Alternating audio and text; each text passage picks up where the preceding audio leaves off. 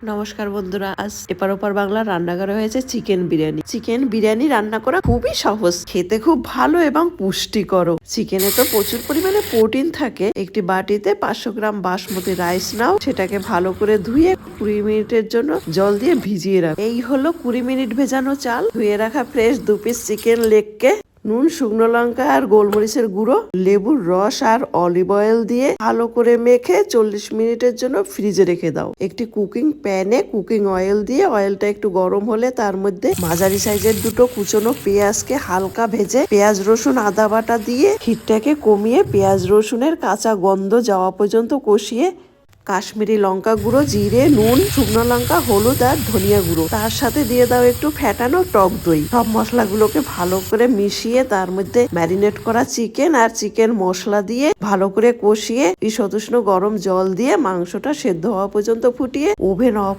করে মাংসের পিসগুলো একটা বাটিতে তুলে অন্য একটা বাটিতে ঝোলটা ঢেলে রাখো। রাইস রান্না করার জন্য গরম জলে কয়েকটা গোটা গরম মশলা, নুন, 1 চামচ কুকিং অয়েল, ভেজানো চাল দিয়ে চালটা 80% ফুটে গেলে ভাতের ফ্যান ঝরিয়ে যে পাত্রে বিরিয়ানি রান্না করবে সেই বিরিয়ানির পাত্রটার নিচে কিছু পাতা, যেমন কফি পাতা, লাউ পাতা, কুমড়ো পাতা যাই থাকবে সেটা নিচে দিয়ে দেবে। তাহলে আর একটা ভাতও পুড়ে যাবে না বা নষ্ট হবে না। পাতার উপর রান্না করে রাখা চিকেনের ঝোল, তার উপর ভাত, আবার মাংসের ঝোল আর মাংস, আর তার উপর ভাত, 1 ফোঁটা মিঠে আতর, 1 চামচ করে গোলাপ জল আর কেওড়ার জল, বড় 1 চামচ দুধের মধ্যে 1 ফোঁটা ফুড কালার দিয়ে মিশিয়ে একটু সাজিয়ে দাও। বাষ্প বেরোতে পারবে না এইরকম একটা ঢাকনা দিয়ে বা যেখান দিয়ে বাষ্প বেরোবে সেই জায়গাটা একটু আটা বা ময়দা দিয়ে আটকে দেবে। ওভেনের হিটটাকে একেবারে কমিয়ে 10 থেকে 12 মিনিট স্টিমে রেখে ওভেন অফ করে ঢাকনা খুলে দেবে।